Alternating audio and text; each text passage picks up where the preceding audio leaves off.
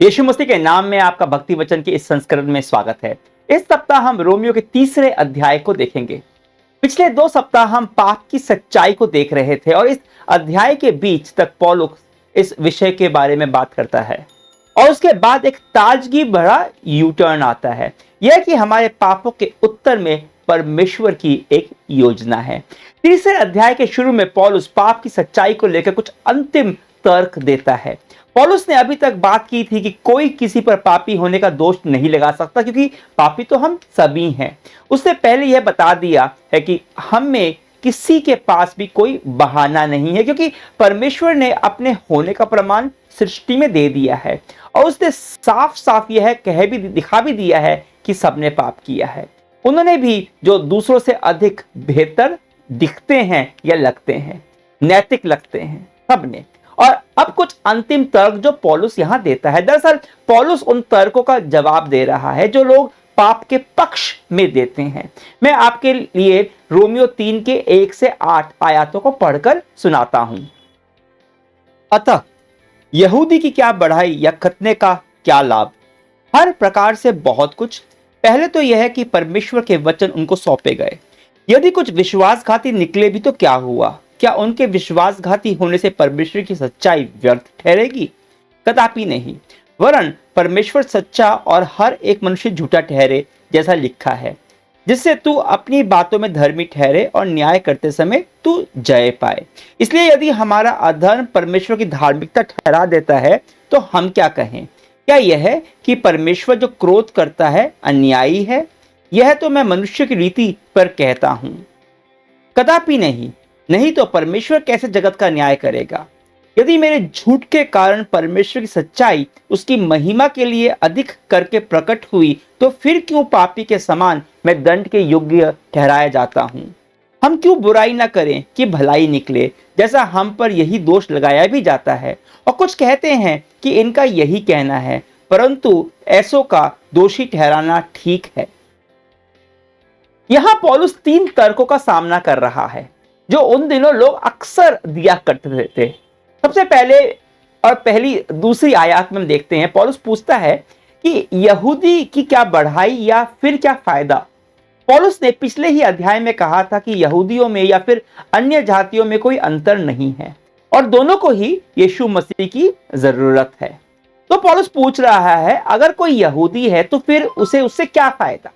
पौलुस का उत्तर है, हर प्रकार से बहुत कुछ फायदा है। जो लोग यहूदी हैं उन लोगों के पास परमेश्वर का वचन है। पुराने नियम का परमेश्वर का वचन यहूदियों को ही दिया गया था।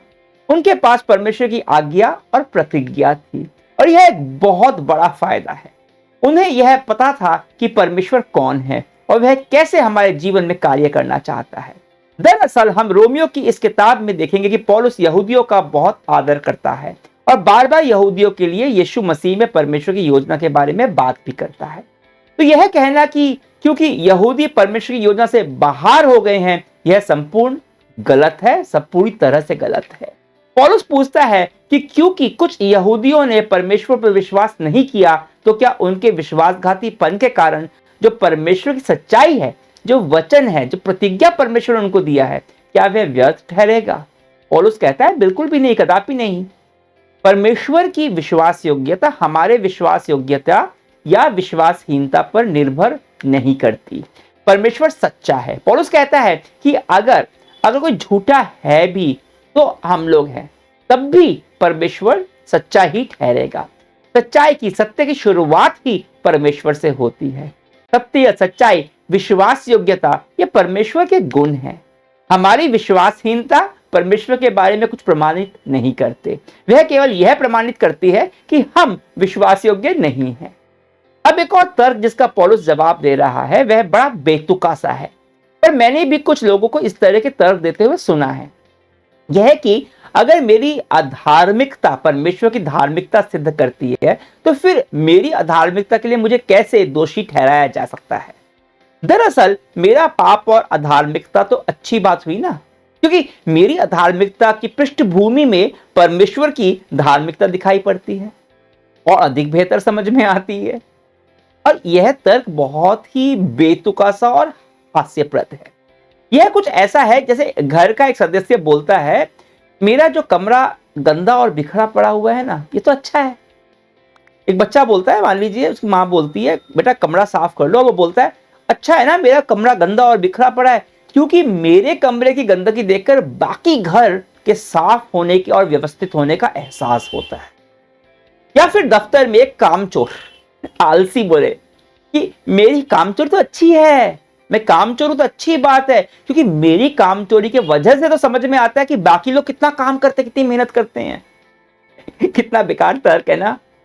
ऐसा कोई तर्क देगा तो शायद आप उसका उत्तर भी ना दें, बस हंसकर उड़ा दें। तो फिर क्यों पवित्र आत्मा पौलुस के माध्यम से इसका उत्तर दे रहा है? क्योंकि उन दिनों ऐसे कुछ लोग थे जो अपने पाप और अधार्मिकता को जायज ठहराने के लिए कुछ ना कुछ तर्क देते थे। पर इस आयत का आज के समय में भी व्यावहारिक उपयोग है। यह है कि आज भी हम बेतुके तर्क और बहाने के पीछे अपने पाप और अधार्मिकता को छिपाने की कोशिश करते हैं।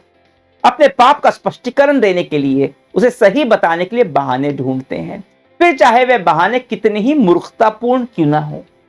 और हम ऐसा करते हैं, बहाने बनाते हैं, तर्क देते हैं अपने पापों को ढकने के लिए। पर वह सारे तर्क ठीक ऐसे ही तर्क और ऐसे ही बेतुके लगते हैं जैसे कि यह तर्क जिसका उत्तर पौलुस यहां पर दे रहा है। पर इस आयत का दूसरा एक और उपयोग भी है। चाहे हमारे सवाल कितने भी मूर्खतापूर्ण क्यों ना हो, हमारा बहाना और तर्क कितना भी बेतुका क्यों ना हो, वह उत्तर के योग्य है। मुझे यह आश्चर्यचकित करता है कि परमेश्वर हमारी मूर्खता को भी गंभीरता से लेता है और हर तरह के सवालों का वो उत्तर देता है।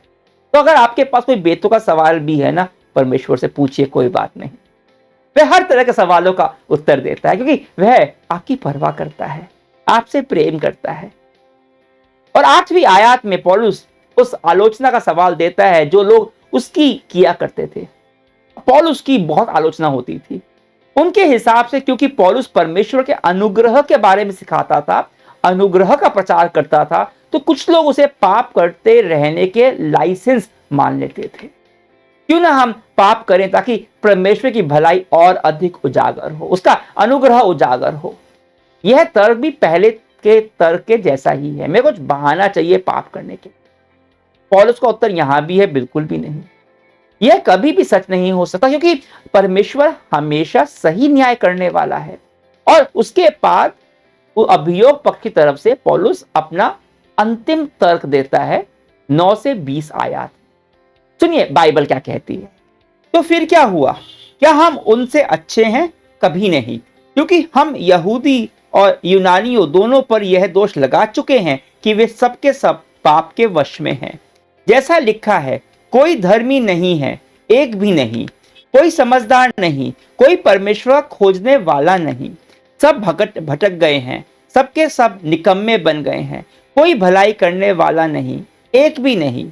उनका गला खुली हुई कब्र है, उन्होंने अपनी जीभों से छल किया है, उनके होठों में सांपों का विष है, उनका मुंह श्राप और करवाहट से भरा है, उनके पांव लहू बहाने फुर्तीले हैं, उनके मार्गों में नाश और क्लेश है, उन्होंने कुशल का मार्ग नहीं जाना, उनकी आंखों के सामने परमेश्वर का भय नहीं है। हम जानते हैं कि व्यवस्था जो कुछ कहती है उन्हीं से कहती है जो व्यवस्था के अधीन है, इसलिए कि हर एक मुंह बंद किया जाए और सारा संसार परमेश्वर के दंड के योग्य ठहरे, क्योंकि व्यवस्था के कामों से कोई प्राणी उसके सामने धर्मी नहीं ठहरेगा, इसलिए कि व्यवस्था के द्वारा पाप की पहचान होती है।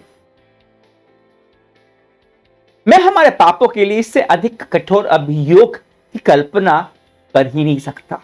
सबके सामने है, बिल्कुल साफ साफ, हम सब ने पाप किया है, एक भी खुद को धर्मी नहीं कह सकता।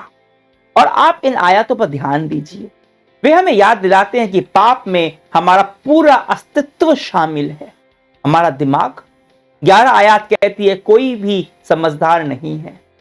हमारा हृदय शामिल है, क्योंकि कोई भी परमेश्वर का खोजने वाला नहीं है, क्योंकि हम अपने हृदय से किसी को खोजते हैं।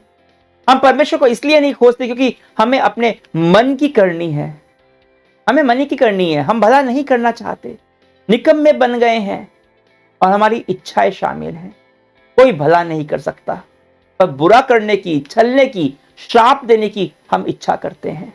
परमेश्वर का खोजने और सही करने के स्थान पर खुद की मनमर्जी करते हैं। और खुद की मर्जी करने के लिए कोई लोग धार्मिक मजहबी रास्ता अपनाते हैं, तो कुछ लोग स्वार्थी, कुछ लोग खुल्लम खुल्ला पाप करते हैं। पर सच्चाई यही है कि जब हम दिमाग में समझते नहीं हैं और हृदय से परमेश्वर को खोजते नहीं हैं, तो हम परमेश्वर की इच्छा न कर स्वयं की इच्छा करते हैं, और वही पाप है, चाहे वो धर्म के आड़ में क्यों, मजहब के आड़ में क्यों ना कर किया जा रहा हो। 13 और 14 आयत कहती है कि हम जो कहते हैं उससे हम पाप करते हैं। यह आश्चर्यजनक है कि हम क्या क्या जहरीली बातें कह सकते हैं। परमेश्वर ने एक सांप को ऐसा बनाया है ताकि उसका खुद का जहर उसे कोई हानि ना पहुंचाए। वह अपने आप को नहीं काट सकता, एक सांप अपने आप को नहीं काट सकता, वो अपना जहर खुद नहीं पी सकता। लेकिन हमें ऐसा नहीं बनाया। जब हम अपने शब्दों से दूसरों के लिए जहर उगलते हैं, तो उसी जहर का असर हमारे खुद के ऊपर भी होता है। और हम ऐसे हर समय करते हैं। हम जो कहते हैं उससे पाप करते हैं, जो हम करते हैं हम उससे पाप करते हैं, हम अपने विचारों में पाप करते हैं। और इसलिए इस समय पौलुस हमारे पापों के बारे में बात कर रहा है, और पापों के साथ हमारे संघर्षों का सारांश वो 19 आयत में करता है। वास्तव में वह यहाँ क्या कह रहा है? हमारे पाप के लिए कोई बचाव नहीं है। व्यवस्था के अनुसार हमारे पास कोई भी बचाव नहीं है। हम सभी अभियुक्त हैं, हम सब दोषी हैं, हम सब साथ में। ऐसा नहीं है कि हम किसी और पर उंगली उठा सकते हैं। ऐसा भी संभव नहीं कि कोई बहाना बनाकर हम बच जाएं। हम सब ने पाप किया है, हम सब परमेश्वर की महिमा से वंचित हैं। व्यवस्था हमें दोषी ठहराती है और हमें दंड के योग्य ठहराती है। हम अपने आप को नहीं बचा सकते। तो आखिरी फैसला क्या है? आप सोचेंगे फैसला है दोषी, फैसला है दंड की आज्ञा। पर हम कल देखेंगे परमेश्वर का आश्चर्यजनक फैसला। अंतिम फैसला वह नहीं है जो आप सोच रहे होंगे। तो कल तक के लिए आज्ञा दीजिए। आज हम प्रार्थना नहीं करेंगे क्योंकि संदेश पूरा नहीं हुआ है। हम प्रार्थना कल करेंगे क्योंकि अंतिम फैसला अभी आना बाकी है। परमेश्वर की महिमा हो।